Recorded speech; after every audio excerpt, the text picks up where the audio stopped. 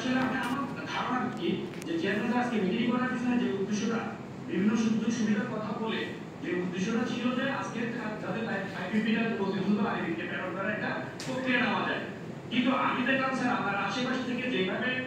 Check করা হয়েছে মূলত ওনারা চাচ্ছে না যে সমিতি থেকে 550 সহ অন্যান্য তথ্য বিআরবিতে যা যেটা বিআরবির মাধ্যমে মন্ত্রণ হয়ে যাবে। এবং মুখবচ্চাকে কথা বলতে না দেওয়ার পরে অন্যান্য অনেক স্যারকে কথা বলছেন, স্যারদের প্রতি আমি শ্রদ্ধা রেখে বলতেছি আপনাদের কথার মধ্যে 550 প্যারোটের বিষয়টা স্পষ্টভাবে আসে নাই। তাহলে আমি ধরে নিব যে 40,000 কর্মকর্তা কর্মচারীরা স্পষ্ট বার্তা পাচ্ছে যে 80টি পরিবিদ্যুৎ সমিতি থেকে 550 প্যারোটের জন্য জিএমসারদের এখানে সম্মতি নাই। এটা হলো 1 নম্বর পয়েন্ট। 2 নম্বর পয়েন্ট হচ্ছে যে দুদিনের ছুটির কথা জিএমসাররা এবং অন্যান্য অনেকে এটা বোঝানোর চেষ্টা করতে। আমি আপনাদেরকে বিনয়ের সাথে অনুরোধ করবো 2 দিন ছুটি যেটা দিতে সেটা বহাল থাকবে। এই 2 দিন ছুটির মধ্যে যাদের থেকে আমরা কাজ করাবো সেই ক্ষেত্রে বিভিন্ন কর্পোরেশন থেকে শুরু করে এরকম অনেক স্বায়ত্তশাসিত প্রতিষ্ঠানের নিয়ম আছে, ডাবল বেসিক দেওয়ার একটা সিস্টেম আছে, সেটা প্রয়োজন আমরা অন্যান্য সংস্থা থেকে তথ্যগুলো নিতে পারি। তারা কাজ করবে, যারা কাজ করবে সেক্ষেত্রে এই 2 দিন ছুটির ভিতরে তারা সেখানে ডাবল বেসিক পাবে। কিন্তু ছুটি যেটা আছে কোন জিএমসার এর সাথে দ্বিমত পোষণ করে তাহলে আমরা ধরে নিব যে যেটা রক্ত শিশু শিশুদের 47% যাবত যেভাবে সমিতির কর্মকর্তা কর্মচারীদের শোষণ করে নিপীড়ন করে তাদের মেরুদণ্ড ভেঙে দিয়ে তাদের অধিকার আদায়ের ক্ষেত্রে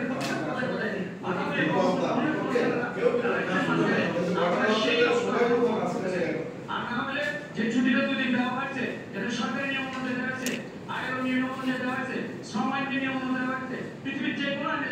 এই ক্ষেত্রে এটা কিন্তু অ্যাকসেপ্টেড। তাহলে আমরা এটা বিকল্প হচ্ছে কি যারা কাজ করবে সে যদি তারা তাদের কি ডাবল বেসিক বেনিফিটটা নিয়ে তারা সুযোগটা নিয়ে তাদের ওই যে কষ্টটা আমাদেরকে সাথে দিবে, যেহেতু আমরা আর যে রিফর্মের কথা বলতেছে এখানে তো আজকে মিটিংয়ের মধ্যে রিফর্মের বিষয়টা আসার কথা, রিফর্মের জন্য বলতে পারে আপনাদের একটা প্রক্রিয়া নিয়েছে এখানে আপনারা হয়তো অন্য সুখবর সাথে কিন্তু এই কথাগুলো আমি মনে করি 40,000 কর্মচারী সিস্টেমে আমাদের বছর জীবন গেছে, আমরা জীবনে যে কষ্টগুলো নিয়ে করছে আজকে 10 তারিখ যে আমাদের একজন এই তত্ত্বাবধায়ক প্রকৌশলীর মধ্যে একটা কথা বলছেন এটা স্যার এই মেসেজটা যারা এখন ঊর্ধ্বতন পর্যায়ে আছে ওনারা এই মেসেজটাকে আমার মনে হয় অন করতেছেন না যে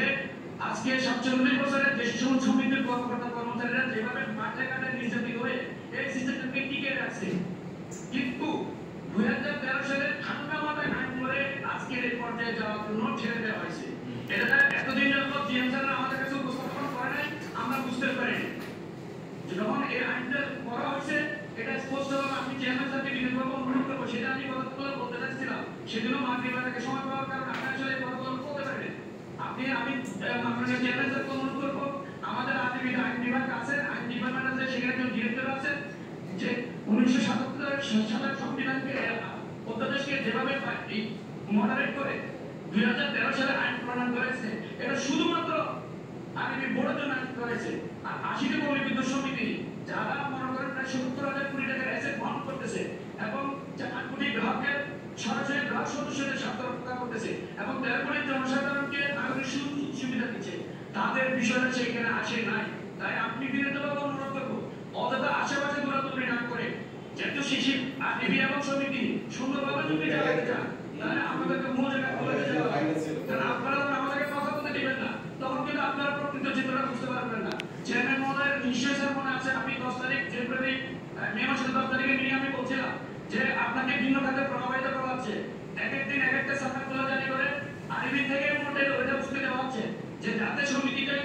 এই কর্মকর্তা কর্মচারীরা আন্দোলন হয়ে যায় তাদের অধিকারের জন্য তারা কোনো ধরনের একটা আরো ধ্বংসাত্মক কোনো ধরনের একটা সিদ্ধান্তের দিকে যায়, কিন্তু সমিতির কর্মকর্তা কর্মচারীরা দেশের প্রচলিত আইনের প্রতি শ্রদ্ধাশীল এবং আমাদের যে আইন আছে সার্ভিস আমাদের যে নিয়ম কানুন আছে দেশের সুনাগরিক হিসেবে তারা কিন্তু তাদের ক্যাম্পাসের মধ্যে এটা অব্যাহত আছে। আমি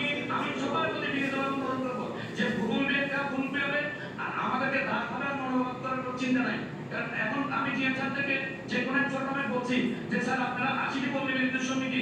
সম্পদের এবং লাইবিলিটির কিন্তু দায়িত্ব নিয়ে চেয়ারে বসেন, আপনারা যদি এটা অর্থ না বুঝেন নিজেদেরকে যদি এখন প্রকাশ করতে ব্যর্থ হন তাহলে তারা কিন্তু বাকি 40,000 যে কর্মকর্তা কর্মচারী যে আছে 80 জন দিলে এরা কেউ কিন্তু আপনাদেরকে ছাড়বে না। আমার কথা যদি কেউ কখনো কষ্ট হয়ে থাকেন আমাকে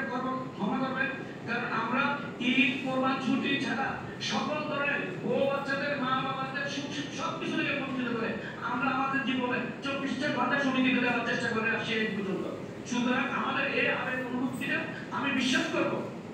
যে যদি যদি যদি আরবি বর্তমান স্যারেরা যদি এটাকে অনুধাবন করতে ব্যর্থ হন, তাহলে আসলে ওনারা ওই যে ইংরেজ আমলে সে শাসক আর শোষিত সেই দিকে ওনাদের এখন মনোনিবেশটা আছে বলে আমি ব্যক্তিগতভাবে মনে করছি। আমার বক্তব্যটা যদি কেউ দুঃখ পেয়ে থাকেন, আসলে দুঃখ পাওয়ার মতো একটা কথা বলে তারপর যদি দুঃখ পেতেন, আমি